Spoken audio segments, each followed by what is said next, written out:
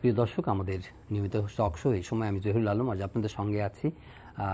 এখনকার যে সময় সেখানে সবচেয়ে বড় স্বস্তি মোটামুটি করোনা নিম্নমুখী, ডেঙ্গুও সহনীয় পর্যায়ে আছে বলে সংশ্লিষ্টরা বলছেন এবং স্বাস্থ্য অধিদপ্তরের ডিজি বলেছেন যে যেখানে কোভিড চিকিৎসা হতো সেখানে ডেঙ্গু রোগীদেরও চিকিৎসা করা যেতে পারে।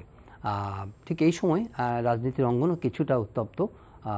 বিএনপির প্রতিষ্ঠাতা রাষ্ট্রপতি জিয়াউর রহমানের মরদেহ নিয়ে প্রশ্ন তোলা হচ্ছে বিভিন্নভাবে, দুপক্ষ এ নিয়ে প্রতিনিয়তই কথা বলছেন। রাজনীতির মাঠের খবরেই আজকে চাঞ্চল্যকর যে অন্যান্য খবরের মধ্যে যেটি সব আলোচনার মধ্যেই আসছে, শিরোনাম হয়েছে, সেটি হচ্ছে যে চিত্রনায়িকা পরীমণি তার জামিন হয়েছে এবং তিনি কারামুক্ত হয়েছেন। 27 দিন পরে জামিনে মুক্তি পেয়েছেন। তার আরেকটি বিষয় বেশ আলোচনার খোরাক জুগিয়েছে, সেটি হচ্ছে পরীমণির হাতে তিনি মেহেদি দিয়ে বা নেইল পলিশ দিয়ে তিনি একটি বাক্য লিখেছেন, ইংরেজি একটি বাক্য লিখেছেন। সেই বাক্যটির কি অর্থ সেটি নিয়ে নানাভাবে মিডিয়ায়, বিশেষ করে সামাজিক যোগাযোগ মাধ্যমে খুবই আলোচনা চলছে। এই বিষয়গুলো নিয়ে আলোচনা থাকবে। এছাড়া উত্তরের মেয়র বলেছেন যে রাজধানীর খালগুলো উদ্ধার করা একটি বড় চ্যালেঞ্জ। তিনি মেয়ররা প্রতিনিয়তই এই কথাগুলো বলছেন, কিন্তু এক্ষেত্রে কার্যকর কোনো উদ্যোগ বা অগ্রগতি খুব একটা দেখা যাচ্ছে না। সব মিলিয়ে আজকের আলোচনা, আমরা দুজন অতিথি আছেন স্টুডিওতে আজকে, তাদের সঙ্গে পরিচিত হব। রয়েছেন জনাব সোহরাব হাসান, সিনিয়র জার্নালিস্ট, স্বাগত আপনাকে। রয়েছেন জনাব রাজিকুজ্জামান রতন, কেন্দ্রীয় কমিটির সদস্য, বাসদ, স্বাগত আপনাকেও। শুরু করতে চাই জনাব রাজিকুজ্জামান রতন, আপনার কাছ থেকে শুরু করতে চাই। ঠিক এই সময় অ্যাকচুয়ালি আলোচনার মধ্যে আমাদের যেটি আছে যে আমরা বলতে চাই যে এখন স্বাভাবিকভাবেই সবার মধ্যে কিছুটা স্বস্তি ফিরে এসেছে, কোনো সন্দেহ নেই। স্বাস্থ্য কর্মকর্তারাও তারাও বলছেন এবং তাদের জন্য একটা স্বস্তি, কারণ একটা লম্বা সময় ধরে সবাই একটা টেনশনের মধ্যে আছেন, কিছুটা ডিক্লাইনিং। কিন্তু এর আগেও কিন্তু জানুয়ারি মাসেও আমরা গত বছর শেষ দিকে বা জানুয়ারি ফেব্রুয়ারি শুরুর দিকেও আমরা কিছুটা স্বস্তি পেয়েছিলাম।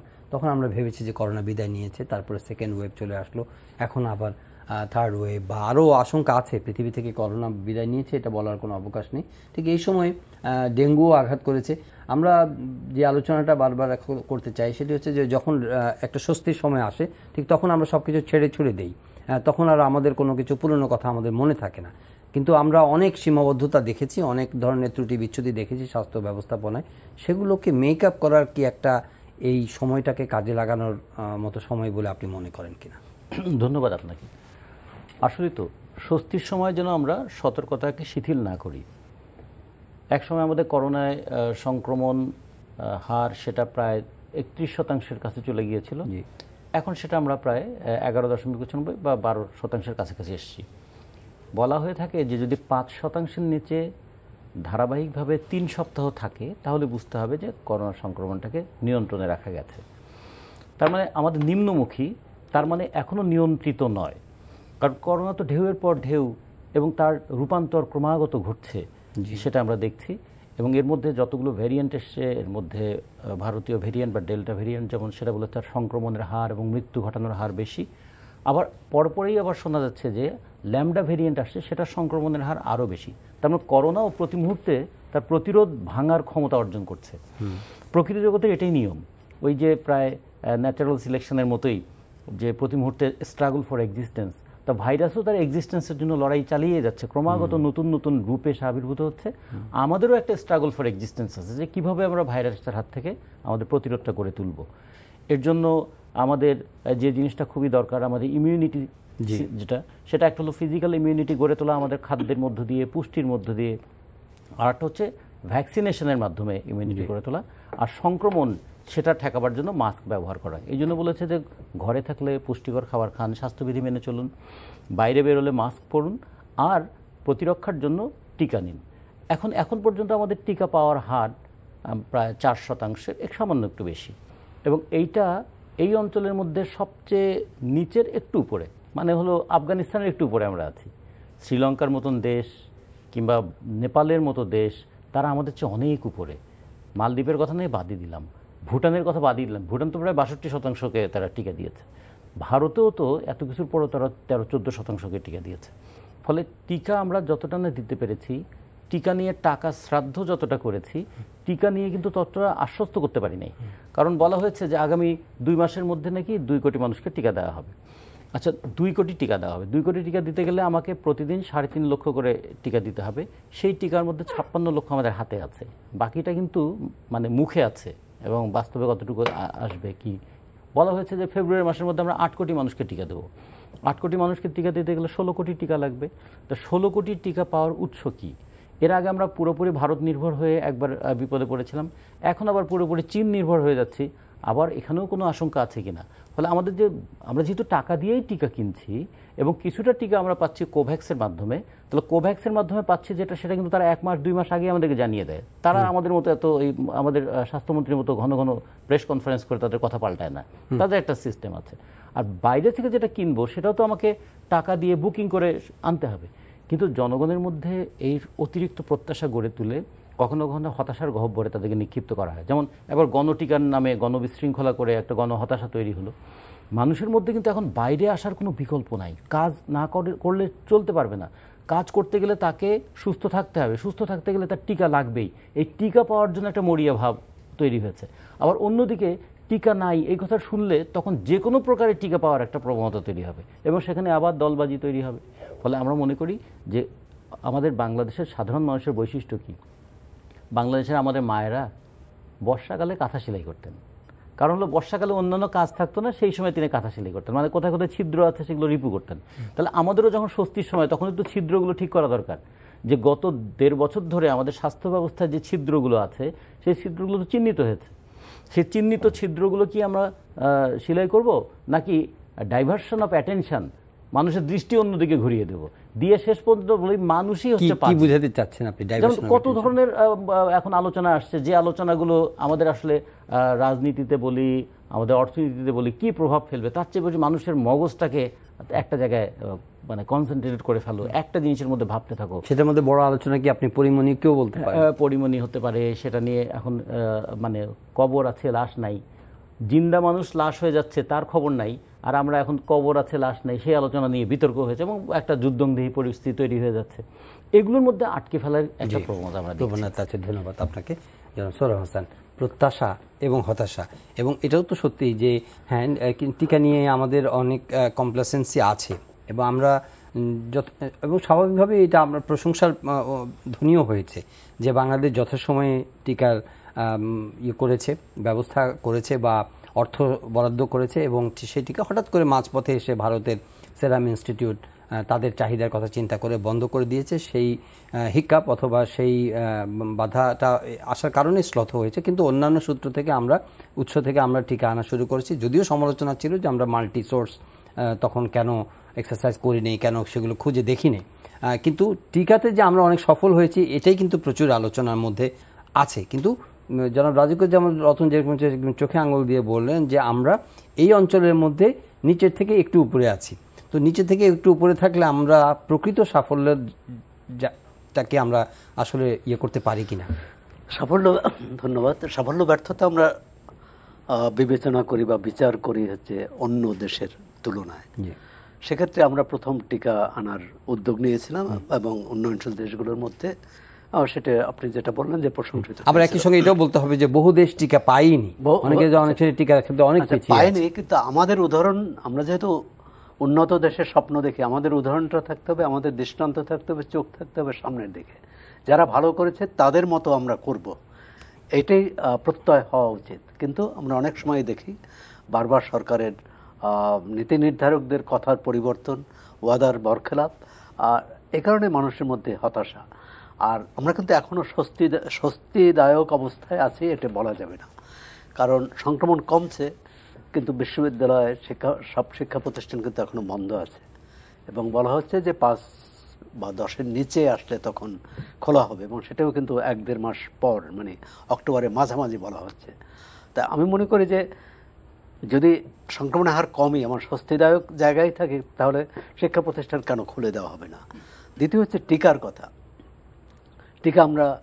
টিকার একটা বৈশ্বিক রাজনীতিও আছে, যেটি যারা ক্ষমতাধর রাষ্ট্রগুলো সেটি নিয়ন্ত্রণ করে থাকে, যে কারণে এই যে এখন চীনের উপর বেশি ভরসা করা হচ্ছে, সেটা একটা কারণ যে অন্যান্য রাষ্ট্র যে টিকার যে দাম নির্ধারণ করেছে এবং যেসব শর্ত দিচ্ছে সেটা বাংলাদেশের পক্ষে মানে মেনে নেওয়া অনেক কঠিন, বা এই এত একটু বিস্তারিত যদি বলেন। মানে অনেক দাম বেশি, ফাইজার বলি বা অন্য যেসব টিকা, মডার্না, আচ্ছা আমরা পাবো কি পাবো না সেটাই আছে। দ্বিতীয় হচ্ছে আমাদের আলোচনার, যারা আলোচনা করেন তাদেরও দক্ষতার অভাব আছে। মানে সেটা আমরা প্রথম শুনলাম যে রাশিয়া থেকে অনেক টিকা পাবো, রাশিয়া থেকে যৌথ উদ্যোগের কথাও শুনেছি, কিন্তু শেষ পর্যন্ত এটা কেন হলো না? আমরা সেখান থেকে টিকা কিনতেও পারলাম না এবং যৌথ উদ্যোগেরও কোনো খবর নেই। সব মিলে এক ধরনের তো দোদুল্যমানতা আছেই। এক্ষেত্রে যে মানুষ কিন্তু এখন ভরসা করে টিকাটাই, কারণ আমরা লকডাউন দিয়ে দেখেছি সফল হয়নি, আমরা স্বাস্থ্যবিধি মানাতে পারিনি। সেক্ষেত্রে প্রতিষ্ঠানের যেমন দায় ছিল, জনগণের সচেতনতারও ঘাটতি আছে। আর সব মিলে রাষ্ট্র পরিচালনা করেন রাজনীতি। সেই রাজনীতি যদি সঠিক পথে না থাকে, রাজনীতি যদি সঠিক নিয়মে না চলে, তখন কিন্তু মানুষের মধ্যে হতাশা, মানুষের মধ্যে ক্ষোভ এসব বাড়তে থাকে। যেটি এখন আপনি যেটি বললেন যে এই মুহূর্তে মানুষের প্রধান চাওয়া হচ্ছে টিকা, প্রধান চাওয়া হচ্ছে মানুষের যারা কাজ হারিয়েছে তাদের কাজ পাওয়া, যাদের ঘরে খাবার নেই তাদের খাবার পৌঁছে দেওয়া বা খাবার সংস্থান করা, কিভাবে খাবার পেতে পারে, সরকার প্রণোদনা দিয়ে শিক্ষা ব্যবস্থা চালু রাখা, স্বাস্থ্য ব্যবস্থা, যেটা রতন ভাই বললেন যে যেসব জায়গায় ত্রুটি আছে, যেসব দুর্বলতা আছে, প্রকট আপনার হাজার হাজার কোটি টাকার যন্ত্রপাতি এনে বাক্সবন্দি করে রাখা হয়েছে। তো এর কি জবাব? প্রথমত হচ্ছে যে জনগণের পয়সা এইসব যন্ত্রপাতি আনা হয়েছে। আর যদি আনাই হবে তাহলে কেন খোলা হবে না, কেন ব্যবহার করা হবে না? আর যদি ব্যবহারের কোনো লোকবল না থাকে, অবকাঠামো না থাকে, তাহলে কেন আনা হলো? তো সবটা মিলে আমরা তো দেখি সেই আশ্রয়ণ প্রকল্প থেকে শুরু করে সব প্রকল্পেই একটা কমিশন বাণিজ্যের প্রবণতা। আর সেটি স্থানীয় জনপ্রতিনিধি বলুন আর সরকারি কর্মকর্তা বলুন, তাদের মধ্যে এই প্রতিযোগিতা যে প্রকল্প নেয়াই হয় কিছু বাড়তি সুবিধার জন্যে, কিছু ফাও উপার্জনের জন্যে। তো এটি কিভাবে বন্ধ করা যায়? বন্ধ করা যায় জবাবদিহি, স্বচ্ছতা এবং কি বলে প্রতিটি ক্ষেত্রে তদারকি। এই তিনটি ক্ষেত্রেই ঘাটতি আছে, স্বাস্থ্যক্ষেত্রে বলুন এবং অন্যান্য ক্ষেত্রে। এখন সরকার মানুষের এটি হয় সব সরকারই যখন আপনি যেটা বললেন যে দৃষ্টি অন্যদিকে ফেরানো, কিন্তু মানুষের দৃষ্টি কিন্তু অন্যদিকে ফেরে না। মানুষের দৃষ্টি জনজীবনের যে সমস্যা, এখন কিন্তু মানুষ সেটির দিকেই তাকিয়ে আছে, সেটাই চায় যে আমার কি সমস্যা, সেই সমস্যাটা কিভাবে সমাধান করতে পারে, সেখানে সরকার কি সহযোগিতা করতে পারে। আপনি ল্যামডা ভেরিয়েন্টের কথা বলছেন, আসলে স্বস্তির তো কোনো অবকাশ নাই। করোনা বিশ্ব থেকে কবে নির্মূল হবে? আমি ঠিক এই মুহূর্তে একটা জায়গায় দেখছিলাম যে এর আগে যে ল্যামডার কথা সেটা প্রথম পেরুতে দেখা গিয়েছিল, জাপানেও আমাদের কাছাকাছি ল্যামডা ভেরিয়েন্ট আমাদের দেশেও ল্যামডা ভেরিয়েন্ট নিয়ে এক ধরনের গবেষণার কথা শুনেছি। এখন আজকে আবার একটা নতুন ভেরিয়েন্ট এসেছে, আপনারা শুনেছেন কিনা, যে এটা কলম্বিয়াতে দেখা গেছে এবং WHO বলেছে যে তারা এটা খুব উদ্বেগ নিয়ে এই ভেরিয়েন্টটা দিয়ে দেখছে। সেটার নাম হচ্ছে MU বলা হচ্ছে, MU। এই MU ভেরিয়েন্ট এখন এবং এই ডেল্টা ভেরিয়েন্ট তো ইতিমধ্যে 170 কান্ট্রিতে কিন্তু ছড়িয়ে গেছে। এখন মূল চরিত্রটা কেমন আমরা কিন্তু জানি না। তার মানে যে আলোচনাটা বিরতির আগে করছিলাম সেটা হলো যে আমাদের সাধারণভাবে যে সতর্কতার লেভেলটা, সেটাকে আরও কিভাবে এক্সপ্যান্ড করা যায়, আরও কিভাবে সাধারণ মানুষের কাছে আরও কার্যকরভাবে এই বার্তাটা ঠিক জারি রাখা যায় যে না, স্বস্তি আসলো, মৃত্যু কমলো, শনাক্ত কমলো, আপনার চিন্তামুক্ত হওয়ার সময় কিন্তু এখনো আসেনি। এটা কিভাবে আমরা জারি রাখতে পারি এবং স্বাস্থ্যবিধিগুলো কিভাবে বজায় রাখতে? প্রথমত অতিরঞ্জন এবং অতিকথনটা বন্ধ করতে হবে।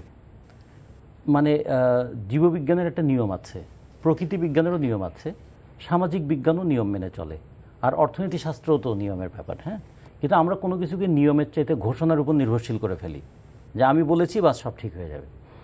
এখন জীববিজ্ঞানের নিয়ম মানলে, যেমন ধরুন যে প্রকৃতি জগতে যে বিবর্তন হয়, আপনি দেখেন যে এখন যে কলম্বিয়ার কথা বলা হচ্ছে, আমাদের উদ্বেগের বিষয়টা হচ্ছে পেরু এবং কলম্বিয়া, বিশেষ করে ল্যাটিন আমেরিকা এবং এই অঞ্চলের দেশগুলোর সঙ্গে আমাদের কিন্তু আবহাওয়াগত কিছুটা মিল আছে, এক। 2 নম্বর হলো যে আমাদের বাংলাদেশের জনগণ আছে পৃথিবীর 169টা দেশে, ফলে পৃথিবীর যেখানেই যে ধরনের সংক্রমণ ঘটুক না কেন সেটা বাংলাদেশে আসাটা খুবই স্বাভাবিক ব্যাপার। আবার আর একটা দিক হচ্ছে যে আমাদের খাদ্য এবং পুষ্টির মানটা পৃথিবীর অনেক দেশের তুলনায় একটু নিম্নমুখী, এবং এই করোনা যেহেতু বেকারত্ব বাড়িয়েছে, আয় কমিয়েছে, মানুষের খাদ্য গ্রহণ কমেছে, ফলে অপুষ্টির আশঙ্কাটাও এখানে তীব্র হয়েছে। একটা জরিপে তো বলা হয়েছে যে 52% শ্রমজীবী মানুষ খাবারের ক্ষেত্রে তাদের ব্যয় কমিয়েছে। তো এইটার আমরা যে বলতাম যে গরিব মানুষের করোনা হয় না কিংবা আমরা করোনাকে জয় করে ফেলেছি, সেগুলো আসলে একটা অসার বক্তব্য। গরিব মানুষ করোনা বোঝে না, মানে হয় তার আরও অনেক রোগ আছে। যেমন পরে অনেকগুলো স্টাডি হয়েছে, তারা দেখেছে যে বস্তিগুলোতে প্রায় 70% মানুষ কোনো না কোনোভাবে সংক্রমিত হয়েছে, কিন্তু তারা এত অন্যান্য সংক্রমণে যুক্ত যে এটার সঙ্গে এটা মিশে ঠিক বুঝে উঠতে পারছে না যে কোন সংক্রমণে সে আছে। আর আমরা তো তার লাইফ মানে এক্সপেক্টেন্সি নিয়ে খুব বেশি করি না। আমরা সাধারণ মানুষের ক্ষেত্রে বলি তিনি 78 বছর বয়সে মৃত্যুবরণ করেছেন, উনি 82 বছর বয়সে মৃত্যুবরণ করেছেন। বস্তির মানুষ যে 35 বছর বয়সে মারা গেল, না 46 বছর মারা গেল, এটা নিয়ে তো কোনো খবর নাই। ফলে আমরা ওই হিসাবটা আমাদের আওতার বাইরেই থেকে যায়। ঢাকা শহরে 40 লক্ষের উপরে যদি বস্তিবাসী সাধারণ মানুষ থাকে এবং তাদের সঙ্গে যুক্ত হয়েছে কিন্তু আমাদের জীবন। ওই মানুষ গৃহকর্মী হিসেবে কাজ করে, পরিবহনের ড্রাইভার হেল্পার হিসেবে কাজ করে, তারাই বাজারে মিন্তি হিসেবে কাজ করে, ফলে প্রতি মুহূর্তে সংক্রমণের আশঙ্কা কিন্তু থেকেই যাচ্ছে। করোনা হচ্ছে এমন একটা জিনিস, অন্তত 7 বছর লাগবে আমাদের এই করোনাকে পুরোপুরি নিয়ন্ত্রণে আনতে, যদি একটার পর একটা ঢেউকে বিবেচনা করি। আর সবসময় বলা হয়েছে যে 7 ইয়ার্স, হ্যাঁ, একটা হার্ড ইমিউনিটি না তৈরি হলে আমরা বলতে পারবো না যে করোনাকে আমি কন্ট্রোলে রাখতে পেরেছি। কিন্তু হার্ড ইমিউনিটি হবে আপনার তো ধরেন টিকার মাধ্যমে অথবা করোনা আক্রান্ত হওয়ার মাধ্যমে, তাই না? কিন্তু একটা সময় গেলে তো এর প্রভাবটা তো অতিক্রম করে যায়, এরপরে তো আবার ঝুঁকি থাকে না? দু ধরনের ঝুঁকি থাকে। এই যে বুস্টার ডোজের কথা বলা হচ্ছে, দু ধরনের ঝুঁকি থাকে। যে যেমন ধরেন স্প্যানিশ ফ্লু একসময় খুব প্রচন্ড আকারে দেখা দিয়েছিল, সে 100 বছর আগে। স্প্যানিশ ফ্লু কি নির্মূল হয়ে গেছে? না, স্প্যানিশ ফ্লু এখন নিয়ন্ত্রিত হয়ে আছে। কিংবা ইনফ্লুয়েঞ্জা প্রতি বছর আমাদের হচ্ছে, কিন্তু ইনফ্লুয়েঞ্জা আমরা অত বেশি মরছি না। নিউমোনিয়া, প্রতি বছর নিউমোনিয়াতে গোটা বিশ্বে প্রায় 25 লক্ষের উপরে মানুষ মারা যায়, কিন্তু নিউমোনিয়াটা মানুষের কাছে একটা হয়েছে এবং তারা অনেক রকম নাম দিয়েছে। এখন অনেক সময় বলে সিওপিডি, মানে বয়স্ক লোকদের শ্বাসযন্ত্রের জটিলতা। ফলে অনেক কিছু মানুষের জীবনযাপনের সঙ্গে এটা অভ্যস্ত হয়ে যায়। আমরাও হয়তো করোনার সঙ্গে এরকম অভ্যস্ত, ভয়ও কেটে গেছে। করোনায় সবচেয়ে বড় বিপদটা হলো অন্যান্য রোগগুলো মানে অন্যভাবে বাহিত হয়, কিন্তু করোনার সংক্রমণটা মানুষ দিয়ে মানুষকে ছড়ায়। যেমন আমরা ডেঙ্গুর আতঙ্কের মধ্যে আছি। ডেঙ্গু এটাও একটা ভাইরাস, কিন্তু ডেঙ্গুটা আবার ছড়ায় মশার মাধ্যমে। ফলে আমরা যদি মশাকে নিয়ন্ত্রণ করতে পারি, ডেঙ্গু নিয়ন্ত্রিত। কিন্তু আমি মানুষকে নিয়ন্ত্রণ করবো কিভাবে? আমি তো আপনার সঙ্গে কথা বলছি, আমি তো সৌরভ ভাইয়ের সঙ্গে কথা বলছি, আমাদের ড্রপলেট তো আমাদের পরস্পরকে সংক্রমিত করে দিতে পারে। ফলে করোনা ভয়ঙ্কর এই কারণে তার সংক্রমণের তীব্রতার জন্য। যতটা না মৃত্যুর হার করোনার বেশি, তার চেয়ে বেশি সংক্রমণের তীব্রতা বেশি। এটাকে বিবেচনা রেখে মানুষের মধ্যে যদি আলোচনাটা হতো, তাহলে প্রত্যেকটা মানুষ তার জীবনকে খুব ভালোবাসে, প্রত্যেকটা মানুষ তার স্বাস্থ্যকে ভালোবাসে। আপনি দেখবেন রাস্তায় যে মানুষটা তার দুটো পা নেই, সে মানে খুঁড়িয়ে খুঁড়িয়ে চলে অথবা ভিক্ষা করে, সেও কিন্তু দিন শেষে একবার আয়নায় নিজের মুখটা দেখতে চায়। কারণ মানুষের কাছে তার নিজের জীবনটা, নিজের শরীরটা তো অনেক প্রিয়। সে তারপর তো মাথার উকুন বাঁচে, সে তো মাথার চুল আঁচড়ায়। তো এটা কেন করে? সেই মানুষকে যদি বোঝানো যায় যে তুমি তোমার স্বাস্থ্যটাকে সুস্থ রাখবার জন্য ভাই তোমার একটা ব্যবস্থা আছে, আমাদের একটা উদ্যোগ আছে। রাষ্ট্রের উদ্যোগটা না দেখে রাষ্ট্র যখন বলে কলকারখানা খোলা থাকবে কিন্তু স্কুল কলেজ বন্ধ থাকবে, তখন মানুষ বলে দেখেন তো 2 ধরনের নিয়ম হলো। এক জায়গায় মানুষ গেলে করোনা হয় না, আর এক জায়গায় মানুষ যাওয়ার আগেই করোনা হয়ে যায়। তো বিশ্ববিদ্যালয়ে যাওয়ার আগেই করোনা হয়ে যাচ্ছে, কিন্তু গার্মেন্টস খোলা থাকলে করোনা হচ্ছে না কেন? তাহলে মানুষ কিন্তু এর যুক্তিটা বোঝে না। তাহলে যুক্তি যদি আপনি পছন্দ মতো এবং সুবিধা মতো প্রয়োগ করেন, তা যুক্তির যৌক্তিকতা নিয়েও প্রশ্ন ওঠে। তখন মানুষের মধ্যে একটা বেপরোয়া ভাব তৈরি হয়ে যায়। যে কারণে যেমন ধরুন সবচেয়ে কঠোর লকডাউনের মধ্যে আমরা ছিলাম, আমাদের দেশের সর্বশ্রেষ্ঠ লকডাউন যে সময়টা 23শে জুলাই থাকে, সেই সময়ে আমরা দেখেছি যে 27 তারিখে আমাদের স্বরাষ্ট্রমন্ত্রী বলছেন যে লকডাউন শিথিল করার প্রশ্নই ওঠে না। 30 তারিখে সিদ্ধান্ত হলো যে 1 তারিখ থেকে গার্মেন্টস চালু হবে। এখন দিয়ে কিন্তু লকডাউন আছে, পরিবহন বন্ধ আছে, তো গার্মেন্টস শ্রমিকরা আসবে কিভাবে? ঠিক যেভাবে আসার সেভাবেই আসলেন। সেভাবে আসতে গিয়ে কোনো স্বাস্থ্যবিধি তাদের পক্ষে মানা সম্ভব হলো? জীবিকা তাদের জীবনের নিরাপত্তাটাকে মানে বিনষ্ট করে দিল। ফলে এগুলো যখন মানুষ দেখে, তখন মানুষ মনে করে যে সরকারের কথারই যেহেতু সকাল বিকাল পার্থক্য হয়ে যায়, ফলে কোন কথাটা শুনবো আর কোনটা মানবো তার চেয়ে পেটের দাবি আগে। পেটের দাবি কিন্তু সরোজ হাসান, পেটের দাবির বিষয়টিও কতটা জোরালো আলোচনার মধ্যে আছে। আমাদের মধ্যে একটা করোনা ক্লান্তি আছে, প্রচুর আলোচনা প্রতিনিয়ত, আমাদের উদ্বেগ এটা নিয়ে আছে। কিন্তু এখন সেখান থেকে গিয়ে মানুষ অনেক বেশি আপনি মনে করেন কিনা যে আলোচনার ক্ষেত্রে বিশেষ করে সোশ্যাল মিডিয়াতে যে আলোচনা হচ্ছে, এক যে চিত্রনায়িকা কারাভোগ করলেন 27 দিন এবং আজকে তার জামিন হয়েছে, যথেষ্ট মানে অ্যাটলিস্ট পত্রপত্রিকা এবং টেলিভিশনের শিরোনাম হিসাবে আজকে আছে, সোশ্যাল মিডিয়াতে আছে এবং আছে তার হাতের মধ্যে একটা লেখা। আপনি একজন সাংবাদিক হিসাবে কিভাবে এই বিষয়টা?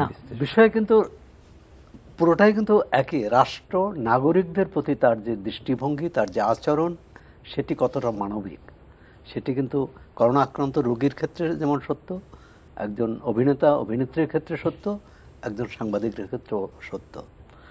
প্রথমত হচ্ছে রাষ্ট্র তো নাগরিকের হেফাজত করবে, সুরক্ষা দেবে। যদি কেউ অন্য ব্যক্তি বা অন্য নাগরিক তার অধিকার লঙ্ঘন করতে চায়, রাষ্ট্রের দায়িত্ব কিন্তু তাকে সুরক্ষা দেওয়া।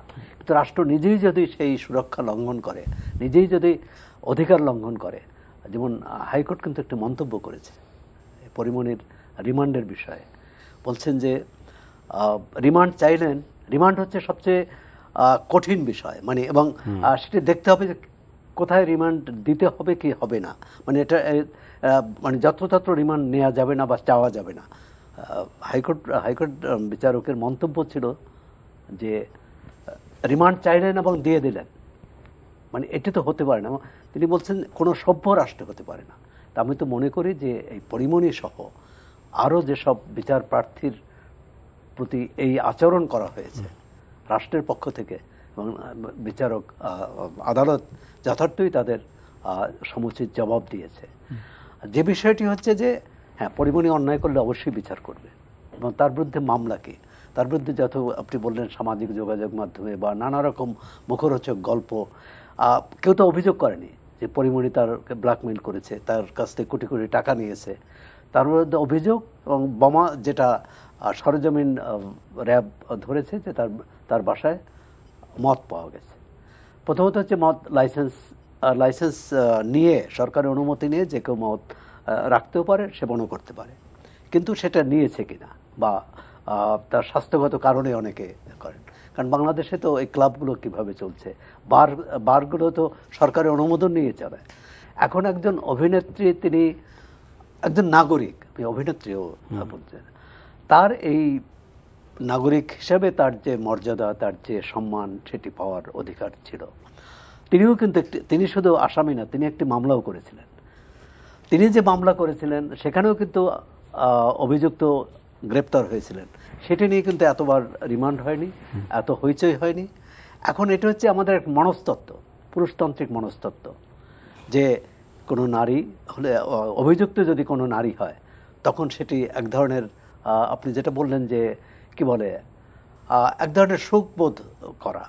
এবং আমি মনে করি যে এটি আমাদের যে মানসিকতা, আমি রাজিকুজ্জামান রতন, আপনার কাছে প্রশ্নটা অন্যভাবে ঘুরিয়ে করতে চাই। আপনি একটা যে রাজনৈতিক একজন মাঠের নেতা, ধরেন আমরা পরিমণিকে নিয়ে যত আলোচনা করছি, নিশ্চয়ই ওনার ন্যায় বিচার পাওয়ার অধিকার রয়েছে, সোহরাব হাসান ভাই যেভাবে বললেন, অবশ্যই সেগুলি আইন অনুযায়ী চলবে। কিন্তু তাকে নিয়ে যতটা মনোযোগ ইনভেস্ট করা হচ্ছে, প্রতিটা মানুষ সোশ্যাল মিডিয়াতে যে আলোচনা হচ্ছে, মেইন স্ট্রিম মিডিয়াতে আলোচনা হচ্ছে, কয়েকদিন আগে ধরেন যে উদাহরণ হিসাবে বলি যে আপনার এই যে আপনার নালার মধ্যে পড়ে চিটাগাংয়ে সালেহ আহমেদ নামে একজনের প্রাণহানি হয়ে গেল, এই যে আপনার ব্রাহ্মণবাড়িয়া লস্কার বিলে যে মানুষজন ট্রলার ডুবিতে মারা গেল, কিংবা আপনি বললেন যে বস্তিতে যেসব মানুষের করোনা হয় সেটা, অথবা তারা কোন বয়সে মারা যান সেই খবর কিন্তু আমাদের শিরোনামে আসে না।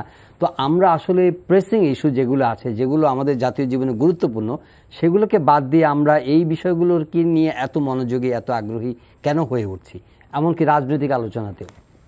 এটা দুটো জিনিস আছে, যে জনপ্রিয়তার পিছনে ছোটা আর প্রয়োজনীয় জিনিস অনুসন্ধান করা, এই দুটোর মধ্যে কিন্তু একটা মানে পার্থক্য হয়ে যাচ্ছে। আমরা কোন খবরটা জনপ্রিয় হবে, কোন খবরটা লোকপ্রিয় হবে, আর কোন খবরটা প্রয়োজনীয় হবে, অনেক সময় এই দুটোর মানে দ্বন্দ্বে পড়ে। আবার রাষ্ট্র ডিজিটাল নিরাপত্তা আইনের মতো একটা আইনও করে রেখেছে, কোন খবরটা ছাপাটা বিপজ্জনক আর কোনটা নিরাপদ, এরকম আমরা বিবেচনা করি। কিন্তু একটা জিনিস খেয়াল করার মতো, সৌরভ ভাই যেটা বলেছেন, হাইকোর্ট তো এটা বলেছে যে কেন একজন মানুষ জামিন পাবার অধিকার পাবে না। তো সেই জিনিসটা তো বিবেচনা করা, সেটা পরিমণি হোক অথবা আমাদের কুলসুম হোক, জামিন তো পেয়েছেন, জামিন তো পেয়েছেন, এত সময় লাগলো কেন, এইগুলো একটা বিষয়। আমরা মনে করি যে কোনো একটা জায়গায় যদি জাস্টিস সে যদি ডিলেইড হয়, সে যেমন ডিনাইড হয় শুধু তা না, কোনো একটা জায়গায় যদি ইনজাস্টিস হয়, অন্য অনেক জায়গায় ইনজাস্টিস হওয়ার রাস্তাটা খুলে দেয়। সেদিক থেকে যারা হয়তো ফোকাসে থাকেন অথবা যাদেরকে ফোকাসে রাখা হয় সেটা অনেক বেশি আলোচনা হয়। কিন্তু আপনি যেটা বললেন, যেমন ধরুন বাংলাদেশে মানে এই বজ্রপাতে মৃত্যুর হার সংখ্যা প্রতি বছর বাড়ছে। তো এই যে বজ্রপাতে মৃত্যুর এটা বাড়ছে, এটা নিয়ে একটা বড় স্টাডি আমাদের ছিল এবং আরও হওয়া দরকার। কেন আমাদের বড় বড় গাছগুলো কেটে ফেলা হয়েছিল? আমাদের কৃষিতে যান্ত্রিকরণের কারণে প্রত্যেকটা কৃষিযন্ত্রের সঙ্গে লৌহজাত দ্রব্যের ব্যাপার আছে। আমাদের যখন ওই হাওর অঞ্চলে নৌকা চলে, নৌকাগুলো বেশিরভাগই লৌহ নির্মিত, ফলে যখন ওপেন স্পেসে বজ্রপাত হয় সেই বজ্রপাতে খুব দ্রুত তার মৃত্যুবরণ করতে পারে। এটা হলো একটা দিক। এই বজ্রপাতের মৃত্যুতে যারা কর্মস্থলে মৃত্যুবরণ করলেন, সে তো মাছ ধরতে গিয়েছিল, সে তো যাত্রী যানবাহনে গিয়েছিল, সেই মানুষগুলোর দায়টা কে নেবে? সেগুলো কপালের উপর করোনা দিয়ে যেমন আমরা কপাল দেখায় যে কী করবো ভাই, কপাল না থাকলে করার কিছু নেই, এই মৃত্যু কি তাই? ফলে এগুলো একটু আপনি যেটা বললেন, এই আলোচনাটা আমরা রাজনীতিতে নিয়ে আসার চেষ্টা করছি, কিন্তু আমাদেরও মুশকিলটা হয়ে গেছে মেইন স্ট্রিমের রাজনীতিতে কোন আলোচনাটা সামনে আসবে আর কোন আলোচনাটাকে চেপে রাখা হবে। একসময় মুস্তাফা আলী একটা কথা বলেছেন, যে খবর কিছু কিছু খবর ছাপিয়ে টাকা পাই, কিছু খবর কিছু ছেপে টাকা পাই, কিছু চেপে টাকা পাই। তাহলে এখন কোনটা ছাপে এবং কোনটা চাপে? সেই ধরেন যে এখন আমরা আলোচনা, আমরা খাদ্য ভেজালের কথা, রমজান মাস আসলে আমরা খাদ্য ভেজাল নিয়ে খুব ঝাঁপিয়ে পড়ি, তাই না? এখনই ধরুন আমাদের তো এখন চালের বাজারটা ঊর্ধ্বগতি না, গত বছরের তুলনায় আমরা প্রায় 37% চালের দাম বেশি। হঠাৎ করে সেদিন একটা প্রোগ্রামে আমাদের খুব গুরুত্বপূর্ণ একজন ব্যক্তি বললেন যে করোনার সময় মানুষ ঘরে আছে, তো মানুষের খাওয়ার পরিমাণ বেড়ে গেছে, এই জন্য নাকি চালের ঘাটতি হয়েছে।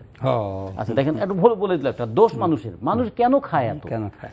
এখন আমি হিসেব করে বললাম যে আমাদের 16,91,00,000 মানুষ, আপনারা বললেন 17 কোটি মানুষের ধরি, প্রত্যেক যদি হাফ কেজি চালের ভাত খায় দৈনিক, হাফ কেজি চালের ভাত আপনিও খান না, সৌরভ ভাইও খায় না, তো আমি হয়তো স্বাস্থ্যটা ভালো বলে আমি হয়তো খাইতে পারি, কিন্তু আপনারা খান না। কিন্তু এই খেলেও আমাদের বার্ষিক চাল লাগার কথা 3,10,00,000 টন। এখন আমেরিকান কৃষি তথ্য বিভাগ বলছে যে বাংলাদেশে চাল উৎপাদন হয়েছে 3,53,00,000 টন, আর ধান উৎপাদন হয়েছে 5,26,00,000 ton. Bangladesh bureau of statistics বললেন যে না, ওই তথ্যটা ঠিক নয়, আমাদের চাল উৎপাদন হচ্ছে 3,66,00,000 টন। আমার তো প্রায় 60 লক্ষ টনের মতো আমার চাল উদ্বৃত্ত থাকার কথা, তাহলে 20 লক্ষ টন চাল আমদানি করছি কেন? আমরা চাল উৎপাদনে এখন পৃথিবীর 4র্থ স্থান থেকে প্রমোশন পেয়ে 3য় স্থানে গিয়েছি, কারণ সর্বোচ্চ চাল উৎপাদন হয় চীনে, তারপরে ভারতে, তারপরে ছিল ইন্দোনেশিয়ায়, বাংলাদেশ তো 4র্থ। এখন আমরা ইন্দোনেশিয়াকে পিছনে ফেলে বাংলাদেশ এসেছি, তো চাল উৎপাদনে পৃথিবীতে 3য় হচ্ছি, আবার চালের ঘাটতিতে 70 লাখ টন আমদানি করছি কেন? এটার হিসাবটা কে মেলাবে? কেন কেন কেন এটা হয়? সৌরভ ভাই আপনি উত্তর দেন, কেন এটা? এটা আমরা তো না যে কোনো বিষয়, যেমন চাল বা ধানের দাম বাড়ায়, আমরা ভোক্তা হিসেবে, ক্রেতা হিসেবে যেমন ক্ষতিগ্রস্ত, আবার যদি এটি কৃষক উৎপাদনকারী পান এর দামটা, তাহলে কিন্তু তিনি লাভবানই। এখানে যে প্রশ্ন হচ্ছে যে উৎপাদনকারী পান না, কৃষকের লাভটা পান না। যদিও এটা মানে কি বলবো, মজা করে প্রশ্ন করা হয়েছে যে আমরা চালে উৎপাদনের 3য় স্থান অধিকার করছি, কিন্তু আবার আমরা চাল আমদানি করছি, তাহলে আমাদের উদ্বৃত্ত চালটা কোথায় গেল? এখন আমরা কেন আমদানি করতে হবে কেন আমাদের? না, দুটো, একটা হচ্ছে যে ঘটনাটা কি, আমরা কি বেশি খেয়ে ফেলছি, মানে আমরা কিছু হিসাবের অতিরঞ্জন, নাকি হিসাবের অতিরঞ্জন আছে? হিসাবের এখন আমেরিকান গবেষণা সংস্থা অতিরঞ্জন করার কথা না, বাংলাদেশ যদিও করতে পারে, কিন্তু যে আরেকটি বিষয় আছে সিস্টেম লস বলে, কিন্তু সেটি সব উৎপন্ন পণ্যেরই একটা কারণ, সেখানে কিন্তু কিছু হতে পারে। আর আমাদের আপনি চাল সংগ্রহ বলুন এবং মাঠ থেকে আনার যেসব প্রক্রিয়া, সেটা কিন্তু যথেষ্ট বিজ্ঞানসম্মত। আরেকটা বিষয় সেটা হলো যে শিক্ষা প্রতিষ্ঠান 17 মাস ধরে বন্ধ, খুলবে এই আশা আছে, পরিস্থিতি উন্নতি হচ্ছে এবং আমরা আশা করছি যে টিকা দেওয়া হবে এবং বিশ্ববিদ্যালয় উচ্চ শিক্ষা প্রতিষ্ঠানগুলো খুলবে এবং গ্রাজুয়ালি অন্য প্রতিষ্ঠানগুলো খুলবে। এর মধ্যেই একটু আশঙ্কা ব্যক্ত করা হচ্ছে যে শিক্ষা প্রতিষ্ঠানগুলোকে অস্থিতিশীল করে ফেলার একটা অপপ্রয়াস চলছে এবং এগুলো খোলার পরে সেখানে অস্থিতিশীলতা তৈরি হতে পারে বলে আশঙ্কা ব্যক্ত করছেন। ওবায়দুল কাদের সাহেবই বলেছেন এই কথাটা। তো এর তাহলে এটা কি ইঙ্গিত দিচ্ছে? এটা ইঙ্গিত দিচ্ছে থলের বিলাটা বেরিয়ে গেল। শিক্ষা প্রতিষ্ঠানের দিন বন্ধ রাখা হয়েছিল, তাহলে কেন? এখন খোলার ক্ষেত্রে দুটো শর্তের কথা বলেছেন। একটা হলো যে করোনা সংক্রমণের হার 5% নিচে ধারাবাহিকভাবে 3 সপ্তাহ থাকলে আমরা বলবো করোনা নিয়ন্ত্রিত আছে, তখন শিক্ষা প্রতিষ্ঠান খুলতে পারে। দ্বিতীয়ত শিক্ষা প্রতিষ্ঠানের যারা শিক্ষার্থী তাদেরকে টিকা দেওয়ার মধ্যে দিয়ে, এই তো বলা হলো। এখন আবার বলা হলো যে খুললে অস্থিতিশীল হয়ে যেতে পারে। তাহলে সমস্যাটা কি করোনা না অস্থিতিশীলতা? তা শিক্ষা প্রতিষ্ঠান খুললে অস্থিতিশীল হবে, এই শিক্ষা প্রতিষ্ঠানের ছাত্ররা তো বাংলাদেশেই আছে নাকি, তারা যে কোনো জায়গা থেকে তো অস্থিতিশীল করতে পারে। তাহলে কেন এই জুজুর ভয়টা? এক্ষেত্রে আমাদের বলতে হবে যে অস্থিতিশীল করার কারণ কি? সরকার তারা মনে করছেন তাদের অনেক বিষয়ে জনগণের মধ্যে অসন্তোষ আছে, যেটা ছাত্ররা একত্রিত থাকলে তারা প্রতিবাদটা সংগঠিতভাবে করতে পারবে। সেই ক্ষেত্রে তাদেরকে যত বিচ্ছিন্ন রাখা যায়, তাহলে মানুষের মধ্যে অসন্তোষ থাকুক, ধুমায়িত ক্ষোভ থাকুক, সেটা কিন্তু একত্রিত যেন না হয়। শিক্ষা প্রতিষ্ঠান খুললে হয়তো একত্রিত হয়ে যাবে, কিন্তু সেটার জন্য খেয়াল করে দেখুন, পৃথিবীতে 13টা দেশ আছে যারা টানা শিক্ষা প্রতিষ্ঠান বন্ধ রেখেছিল, তার মধ্যে বাংলাদেশ একটা। আমরা আমাদের 4.5 কোটি ছাত্রছাত্রীর প্রায় 2 বছর আমরা কিন্তু জীবন থেকে আমরা চলে গেল। এটা আমাদের পুরোটা আমাদের দোষ না, কিন্তু আমাদের পরিকল্পনা তো থাকা দরকার ছিল যে এই সময়টাতে আমরা কি করতে পারতাম, আমরা বিকল্প কি করা উচিত ছিল। আমরা কিন্তু এই শিক্ষা প্রতিষ্ঠান বন্ধটাও অ্যাডহক ভিত্তিতে করেছি। এত তারিখে খুলবে, খোলার 3 দিন আগে বলা হচ্ছে না, আরও বাড়িয়ে দেওয়া হলো। ফলে শিক্ষার্থীরাও কিন্তু নির্দিষ্ট কোনো পায়নি, যে সময়সীমা পায়নি যে এতদিন পরে বিশ্ববিদ্যালয় খুলবে কিংবা শিক্ষা প্রতিষ্ঠান খুলবে। আমরা তো এটা ভেবেছিলাম যে বাংলাদেশের বিশ্ববিদ্যালয় পর্যায়ে পড়ে যারা, সেরকম শিক্ষার্থীর সংখ্যা যদি 13-14 লাখ হয়, মানে বিশ্ববিদ্যালয়গুলোতে পড়ে এবং জাতীয় বিশ্ববিদ্যালয় অধিভুক্ত কলেজগুলোতে পড়ে, তো তারা তো দেশের সবচেয়ে সচেতন সংগঠিত অংশ।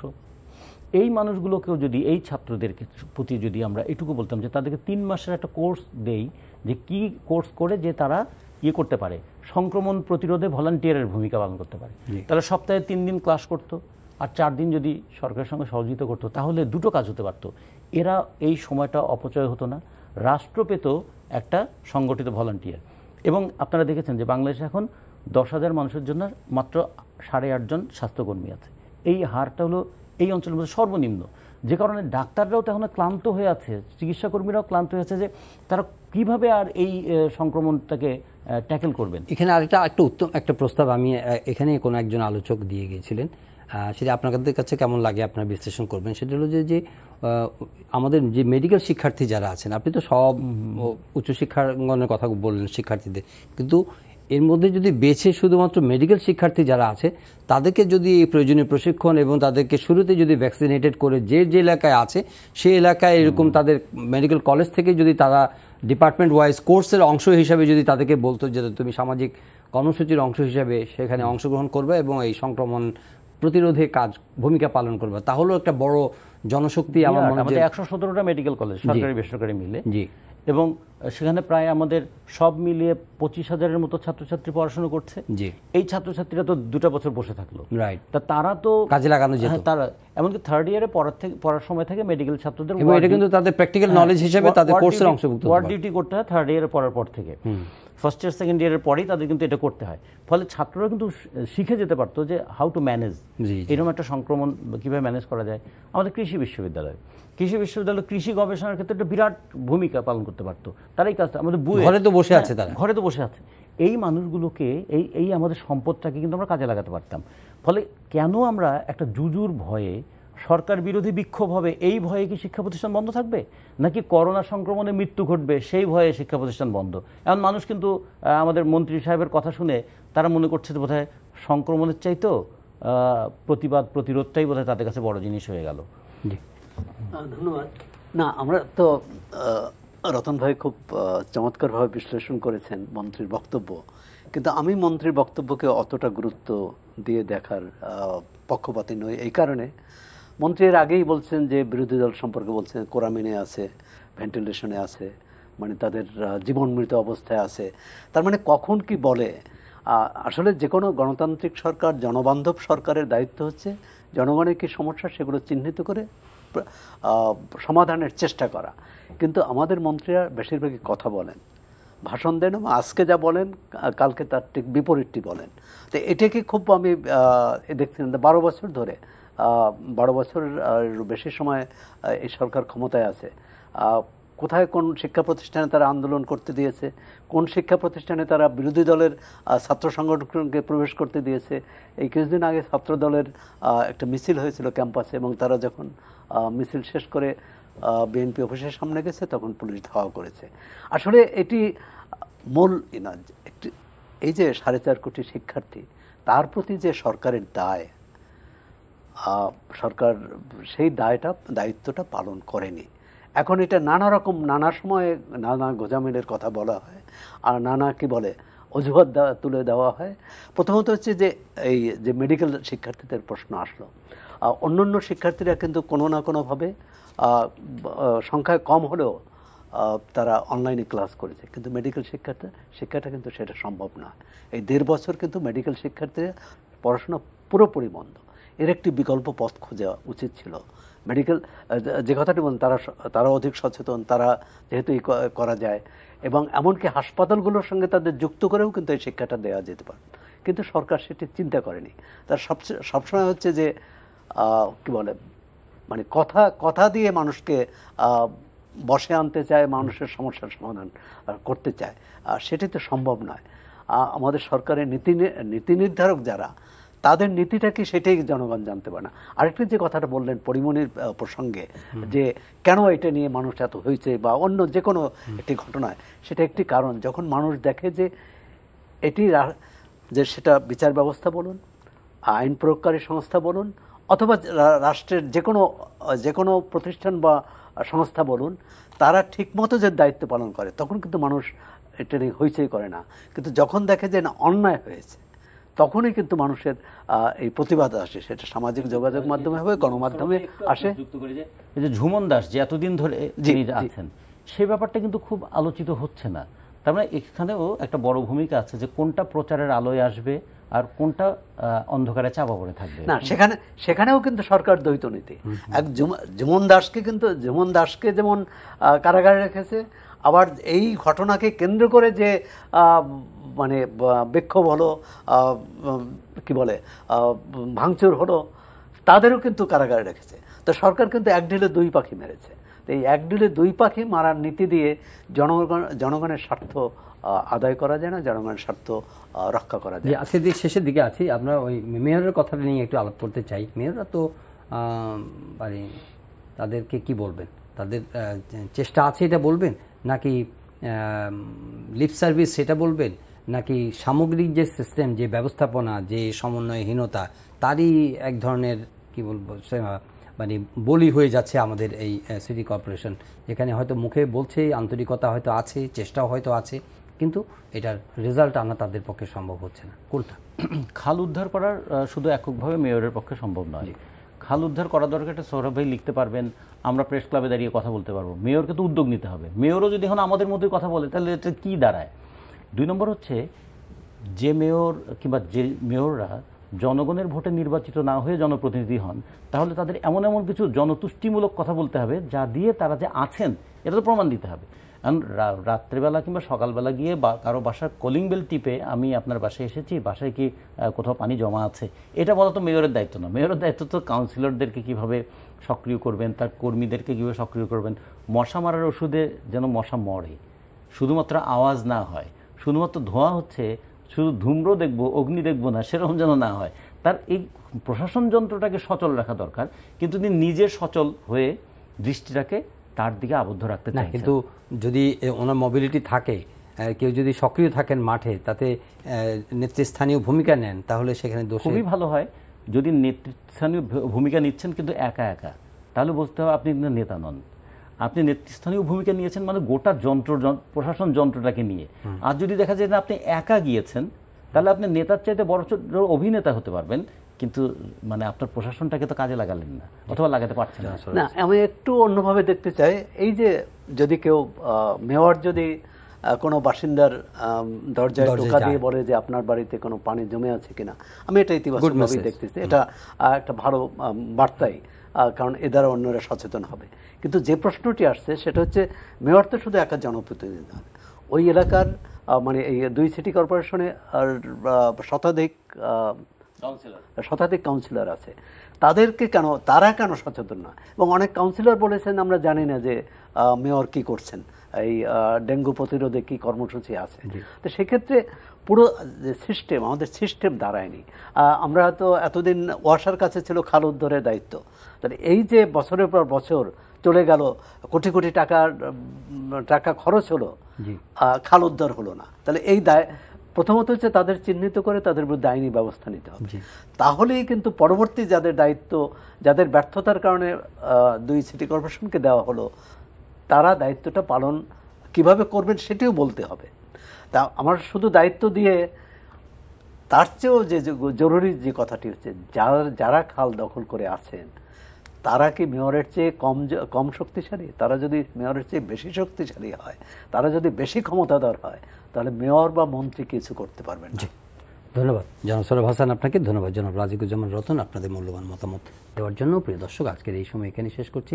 সবাই ভালো থাকবেন। স্বস্তিদায়ক পরিস্থিতি হলেও এখনই স্বস্তি পাওয়ার মতো বা স্বস্তি পাওয়ার কোনো সুযোগ নেই। সবাই স্বাস্থ্যবিধি মেনে চলবেন এবং সর্বোচ্চ সতর্কতার মধ্যেই থাকতে হবে, কারণ করোনা এই বিশ্ব থেকে বিদায় নেবে খুব শিগগিরই, এরকম আশা কেউই করছেন না। নতুন নতুন ভেরিয়েন্টের ঝুঁকি, হুমকি আছে এবং আগামী দিনে আরও কী ধরনের ভেরিয়েন্ট আমরা আশা করছি যে সেগুলোকে আমরা মোকাবেলা করতে পারবো আমাদের সতর্কতা দিয়ে এবং আমাদের স্বাস্থ্য ব্যবস্থাপনায় যে উন্নতির কথা বলা হচ্ছে, যে আশা প্রকাশ করা হয়েছে, যে হতাশাগুলো আমরা এতদিন ধরে দেখে আসছিলাম, সেই বিষয়গুলো তারা এখন এই নিম্নগামী পরিস্থিতির মধ্যে সেগুলোকে শোধরানোর চেষ্টা করবেন এবং আগামী দিনে যে কোনো ঝুঁকি মোকাবেলার জন্য তারা প্রস্তুত থাকবেন, সেই আশাবাদ রেখে আজকের অনুষ্ঠান এখানে শেষ করছি। সবাই ভালো থাকবেন, দেখা হবে আবারও পরের অনুষ্ঠানে। চাইলে আপনারা অনলাইনে অনুষ্ঠানটি দেখতে পারেন, ভিজিট করুন ntvbd.com। এছাড়া ইউটিউব ভেরিফাইড ফেসবুক পেজে আমাদের অনুষ্ঠান, জনপ্রিয় অনুষ্ঠানও আপনারা দেখতে পারেন। ভালো থাকবেন সবাই।